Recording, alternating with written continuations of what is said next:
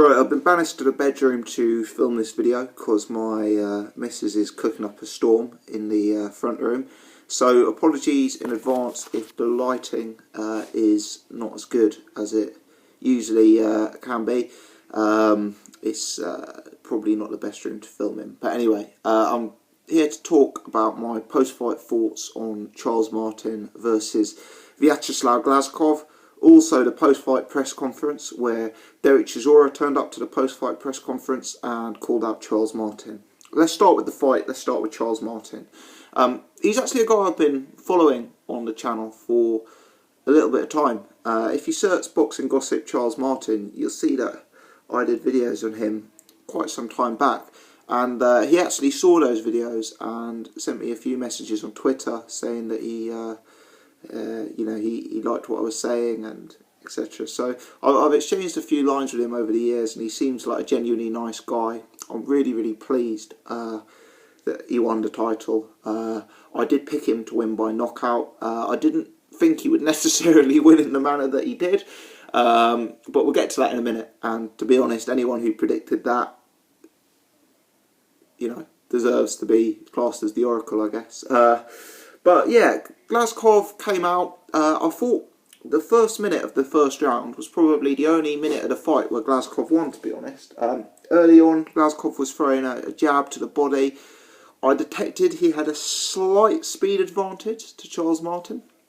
And he was able to find a home from that jab and establish the jab in the first minute. I think, to be honest, Charles Martin was probably just taking time to get into the fight, to work his way in. I don't think he necessarily felt any need to rush, and he was quite composed early on.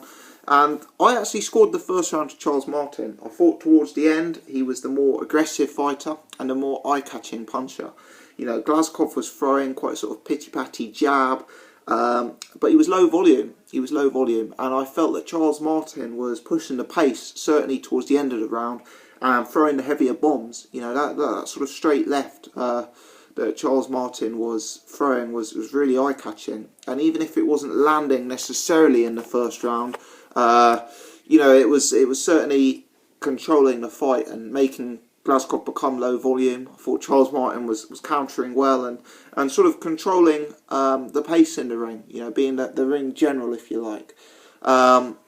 Second round I thought was a strong round for Charles Martin. He was considerably the bigger man in there. It also became clear he was considerably the bigger puncher in there. And he started to become more and more confident and sort of build into the fight. And he was throwing heavier bombs, and he seemed to be doing well in the fight. At the end of round 2, I had him 2-0 up, and I was fairly convinced he was going to win the fight at that point. Glazkov looked slightly tentative, slightly one-dimensional, and I kind of felt that Glazkov's only chance of winning this fight was to come out and totally outbox Charles Martin, because I didn't think Glazkov had the power to necessarily turn things around if it wasn't going his way. So, as Glazkov didn't seem to be a dominant boxer in there, I was becoming really confident Charles Martin would get the win. And in the third round, Charles Martin really seemed to unload, really unload. And I know Glazkov was the more seasoned fighter, both as an amateur and a pro. Glazkov had fought a far higher level of opposition as a pro. But I don't think he'd necessarily been in with somebody who punches like Charles Martin, or who was as powerful and strong as Charles Martin. I mean, who are Glazkov's big fights against? Adamek, he's a blown up light heavyweight. Steve Cunningham, he's a blown up cruiserweight. Malik Scott, well, he's a big guy, but he's not the biggest heavyweight in the world, and he's also not a big puncher.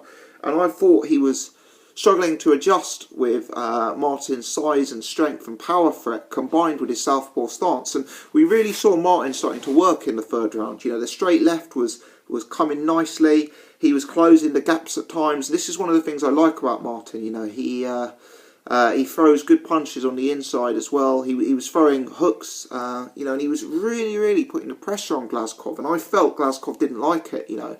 I must admit, before I was aware that there was an injury there, I thought Glazkov was going to get stopped, and I wouldn't have been surprised had that stoppage come round 4, round 5, round 6. I am a fan of Charles Martin, but looking at it objectively, I really do think that he was controlling the pace. I do think he was the bigger hitter in there, and I do think he was starting to really dominate the action. And I really liked it. It was composed from Charles Martin. He wasn't rushing. He wasn't forcing it. He's a sophisticated boxer puncher. He's got a brain. Charles Martin has got a good boxing brain. And he was picking his spots nicely. Look, I don't know, Carl Frost was saying on commentary it was an ACL ligament. It seemed to be something around Glazkov's knee injury. Clearly,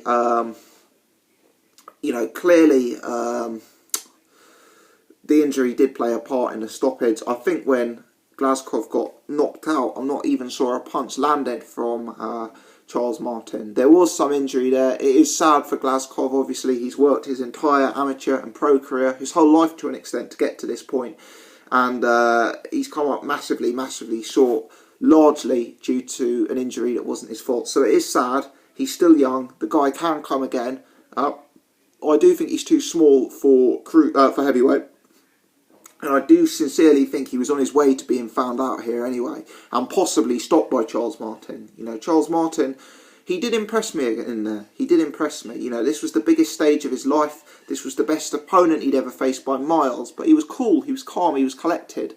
It was a relatively sophisticated performance in there, I thought. And Charles Martin, whilst he may not be the most schooled, the most agile heavyweights, he didn't look slow in there. He was working the angles well, he was picking his shots nicely, and he may not have had quite the speed of Glazkov in terms of his hand speed and his foot speed, but it wasn't like he was completely out of his league. And given the size and the power that he brings, I just felt that he was looking quite good in there. Now, how to rank Charles Martin after that win is very, very, very difficult. Very difficult. In many ways, it reminds me, to use a UK analogy, of ranking Terry Flanagan after his win over Zepeda. And it is hard to do it. Can you really say Charles Martin's had his breakthrough performance yet? Possibly, possibly not. Charles Martin has not beaten a top 100 boxer, and he's gone out and he's beaten Glazkov. Glazkov would widely be considered a top 10 operator. I think Boxrec had him ranked at 5 or 6. He was obviously very high in the governing bodies. Most people out there seem to have him top 10, definitely top 20. And Martin's gone out and beaten him. You could say it was down to an injury, but regardless, he's gone out and he's got the job done. Now, it is very hard to rank Martin off the back of that performance and off the back of the circumstances. But I do think he has to at least enter the conversation of being a top 10 heavyweight. He is, after all, the IBF champion, and he has just defeated a widely regarded top 10 fighter, considered top 5 by most, who, let's be fair, Martin was a strong underdog to perform against. Now, there's a lot of talk as to who he'll fight next and what he'll do next. One of the obvious routes seems to be unification. There's a suggestion Deontay Wilder may lean towards a unification fight with Martin, perceiving it to be an easier fight than his mandatory in terms of Alexander Povetkin. And that may well happen. The money there might be too big. If I was advising Martin independently, I would tell him not to rush. He is the IBF champion. The IBF are known for forcing mandatories on people. That's the very reason he got to fight for a vacant title in the first place. And there are some pretty decent fighters in the IBF rankings. I believe Robert Helenius might be, their top-ranked contender now. I think Anthony Joshua is only one behind him. I think Joseph Parker's in the mix. So Charles Martin is going to have to fight some good fighters. He may be advised that he would want to get a fight in with Deontay Wilder first in order to secure a very, very lucrative purse. Having said that, he'd probably do well getting the champion's share of a matchup with Anthony Joshua or with Joseph Parker in future. We know that these guys can generate huge public interest, and therefore the purse would be very, very high for Charles Martin, especially if he was getting 75% of it, for example, as the champion. So, it's an intriguing position he finds himself in now, being that he is world champion and he still has yet to have a career-defining fight. Derek Chisora called him out in the post-fight press conference. It was quite a gentlemanly call-out from Del Boy. He turned up and congratulated Charles, but said he was ready to fight. And Charles's team said, have Calais Sauerland call him on Monday. So they certainly weren't ruling it out. And if I was advising Charles Martin independently, I would advise him to take a fight, a voluntary fight, a learning fight, and I would advise him to do it against someone durable, who's likely to give him rounds and likely to ask him different questions. Because as much as people are ruling him out, and don't get me wrong, Deontay Wilder starts as a favourite against him, Anthony Joshua starts as a favourite against Charles Martin at this stage, but as much as that is the case, I don't rule Charles Martin out. You know, he's undefeated, he's southpaw, he punches hard, he's very big, he's awkward, he's got good timing, you know. I do not rule Charles Martin out of those fights. Charles Martin, although it would be an upset, could beat Deontay Wilder, he could beat Anthony Joshua. I'm not saying I'd expect him to, I'm not saying I'd pick him to, but I'm saying he could. And if he can, there's no rush with him. He's a relatively young guy, he's still relatively new in the heavyweight division. I would take the voluntary, and I'd take it against someone, maybe not Chisora, because Chisora can be an awkward style on his day, you know, he can ask unorthodox questions, but I'd take it against someone he thinks is going to give him 7, 8, 9, 10 rounds. A winnable fight, but a fight where he's going to learn a lot from it, and, you know, maybe Chisora